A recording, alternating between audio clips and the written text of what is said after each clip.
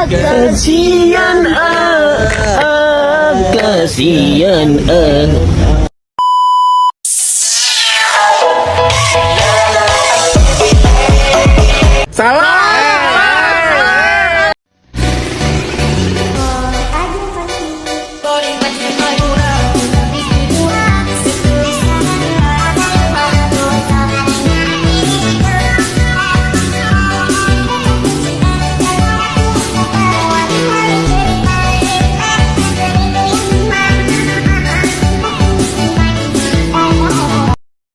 Ajaran PKWU dari SNM Kebumen ingin mewawancarai Bapak mengenai tentang peternakan bebek ya Pak. Apakah berkenan? Maaf Pak. Boleh. Pertanyaan pertama ini, apa alasan Bapak membuka usaha peternakan bebek?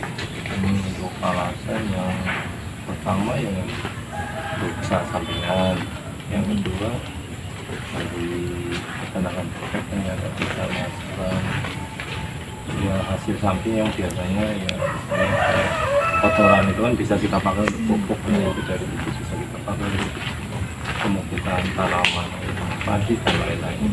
Ya ada beberapa item yang saya ambil dari itu. Terus dari itu kita juga ada hasil dan lama telurnya gitu.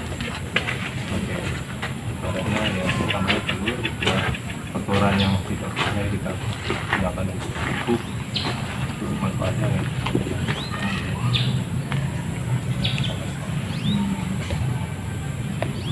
jadi untuk jenis bebek yang diternakan di sini itu jenisnya apa ya Pak? Jenisnya kebetulan saya ada 3 macam.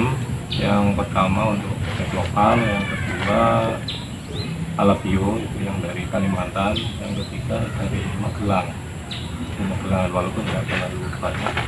Itu biasanya untuk jenis yang alabio dan yang Magelang itu kita jual untuk telur tas. Kita jual untuk telur fertil, biasanya ada yang di sini untuk dibebaskan. Ada 3 macam.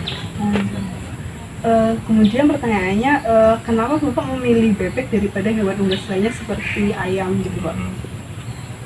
Untuk kenapa saya pilih bebek itu karena kalau saya analisa itu bebek itu daya tahan tubuhnya terhadap penyakit itu paling kuat. Tuh misalnya kalau kayak ayam itu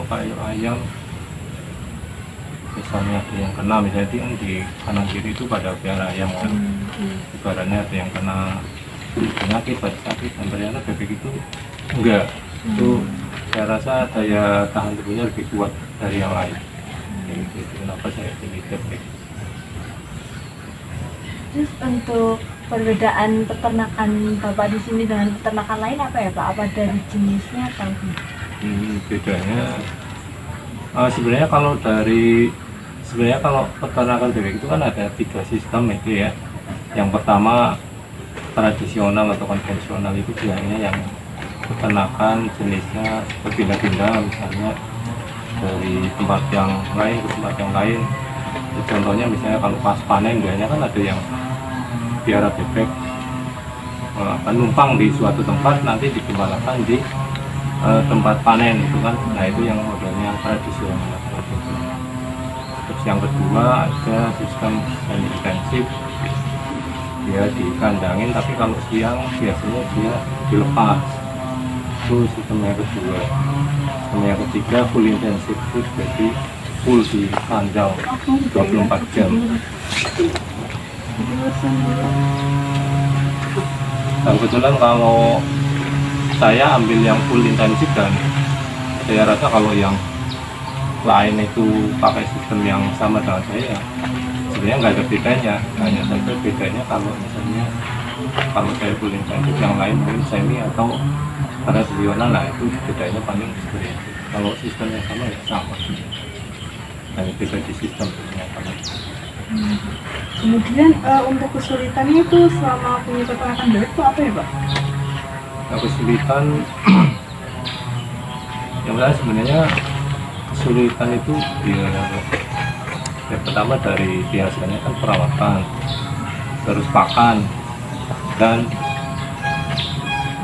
kesehatan dan pemasaran. Biasanya ada beberapa itu. Tapi kalau kita mungkin sudah berjalan itu sebenarnya secara tidak langsung kita sudah belajar untuk menangani semua itu. Misalnya untuk perawatan, kalau dari awal kita sudah pelajari kelihatan, misalnya pelihara dari kecil, misalnya dari nol, dari yang kecil itu sampai besar, ternyata bisa ibaratnya misalnya 10 ekor itu bisa sehat semua sampai besar, sampai bertelur dan sampai lumayan lama. Itu bisa dikatakan berhasil untuk perawatan karena bisa melampaui misalnya dari penyakit terus dan lain-lain, pokoknya kendala-kendala yang itu bisa diatasi. Itu bisa bilang itu perawatan juga bisa. Terus yang kayak misalnya hasil dari perawatan, hasil misalnya telur untuk pemasaran, nah itu pemasaran nanti seiring berjalannya waktu kita sambil cari-cari pemasaran, mungkin ke pasar, ke warung atau ke tempat lain. Nah itu lambat laun namanya itu waktu itu prosesnya itu lama-lama juga akan bisa kita lalui juga. Terus pakan, nah pakan ini yang biasanya memakan kos yang cukup besar untuk peternakan, tapi kalau itu bisa 70%, 50-70%, itu kita harus bisa mensiasati semuanya. Jadi harus pintar-pintar cari pakan yang ya kalau bisa seminimal mungkin dengan kualitas yang semaksimal mungkin.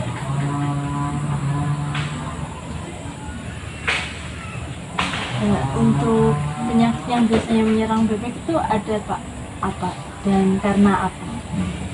Untuk penyakit ada ya, penyakit sebenarnya penyakit untuk unggas itu hampir semua sama sebenarnya. Misalnya yang sama flu burung kan biasanya itu menyerang unggas ya, walaupun di kandang ataupun di liar kan biasanya bisa terkena. Terus penyakit kayak lumpuh, terus ada penyakit yang kadang karena apa ya, mungkin kekurangan nutrisi tertentu juga bisa. Misalnya kayak lumpuh itu biasanya lumpuh ada yang disebabkan karena yang itu kekurangan satu zat yang biasanya dibutuhkan untuk unggas-unggas betelur, kayak kalsium atau kalium gitu. Mungkin untuk keuntungan atau omset yang didapatkan Bapak setiap bulannya itu berapa? Untuk omset ya sebenarnya seperti tadi itu yang kalau saya hitung per ekor, jadi kan harga telur misalnya sekarang kan sekitar 2.300 untuk satu butirnya, 2.300 untuk mentah. Misalnya asin kita jual sekitar 3.000-an.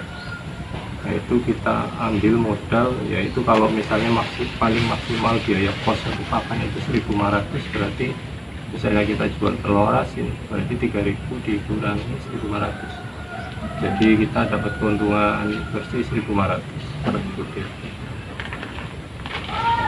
Baik, terima kasih Pak atas wawancaranya. Maaf apabila ada perkataan yang kurang berkenan. Kami ucapkan terima kasih banyak. Ya sama-sama, saya juga ya bukan ahlinya bebek, jadi ya sebisa saya untuk menjawab. Terima kasih Pak. Iya. Iya. Kita mau melihat Lihat kandangnya. Boleh.